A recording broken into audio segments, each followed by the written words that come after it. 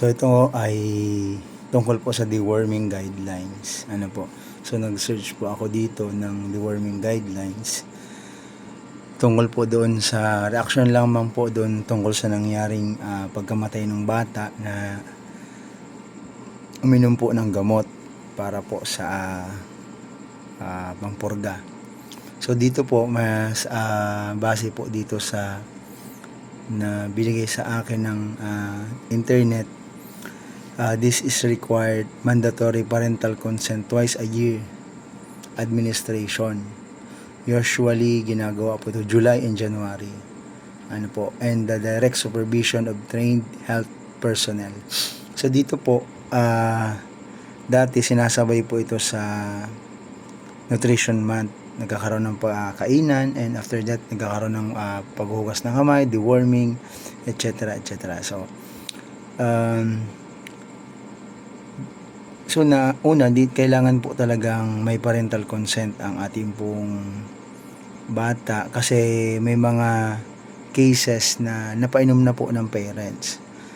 Marami pong nagrereklamo or naglalabas ng hinaing kasi itong po ay tungkol po sa health. May mga teacher na nagsasabi din na dapat nasa DOH ito, at ito po ay sila yung nag-aasikaso nito. So dito sa amin, share ko lang po, ay ngayon po ay nagkakaroon na kami ng letter request para sa deworming, and pumupunta po yung mga BHW at may kasama po silang nurse to facilitate the deworming activity sa school. Kasi kahit ako din may personal ay hindi ko rin masyado, o hindi ako 100% na sumusuporta na teacher lang yung gagawa.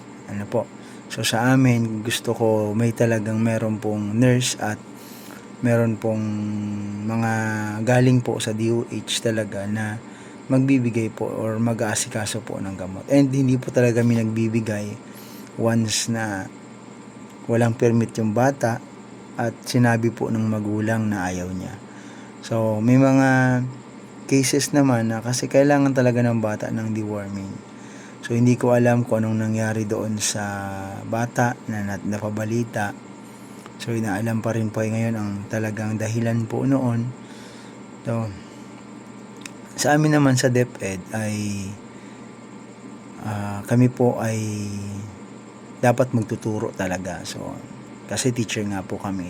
Pero marami pong cases na binibigay sa school yung mga gawain dahil maraming bata, or parang sinasabi nila na yung bata ay palaging nasa school. So madaling maipon yung bata, madaling makuha yung number ng bata kapag nasa school po sila. Kasi pag nasa barangay,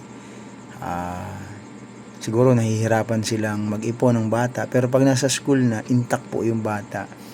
And nagkakaroon po tuloy ng dagdag na pasanin yung teacher tungkol po sa ganitong bagay, na dapat yung health talaga is concern na po yun ng parents and ng Department of Health or ng sino man na personnel na dapat na gumagawa po nito.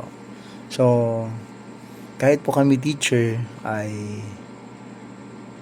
marami pa naman po kaming hindi alam tungkol sa ibang aspeto. Tulad po ng may mga coordinatorship kaming dinadagdag from the different department. So nadadagdagan po yung aming pong trabaho na talagang hindi naman talaga para sa amin. Pero sabi ko nga, dito pinapasa sa TESE, nandito yung pinakamadaling access sa mga bata. At sa mga teachers, so ingat na lang po kayo, kasi talagang huwag kayong magpa-deworm ng bata na walang permit. And kausapin niyo po yung magulang talaga, na talagang nire-record din po yun ng Department of Health, at nire-record din po yun sa mga bata para iwas po yung worm sa katawan or sa tiyan ng bata. Pero dapat partner po talaga yung magulang at teacher patungkol po dito. Dito sa amin, kapag wala pong permit, yung mga member po ng BHW or mayroong nurse na nakatalaga, sila na lang po yung pumupunta sa bahay. Hindi na po kami pumipilit, hindi na po kami gumagawa ng rason or ano pa man. Kapag wala pong permit, labas na po kami doon. So, minimake sure namin na yung parents talaga yung nagpirma. Pwede nyong kontakin, pwede nyong bigyan na or alamin kung payag po talaga sila. Ano po, kasi meron mga bata na nadideworm na sa bahay pa lang. Pinapainom ng parents.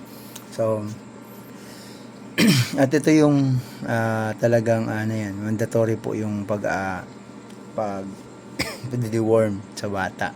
Pero sabi nga dito, dapat may consent ng parents, So dapat tulungan na lang po ng parents, tulungan na rin po ng teacher, at tulungan po ng dapat na in charge, lalo kung tungkol po sa health ang ganitong bagay, para wala pong ganitong nangyayari.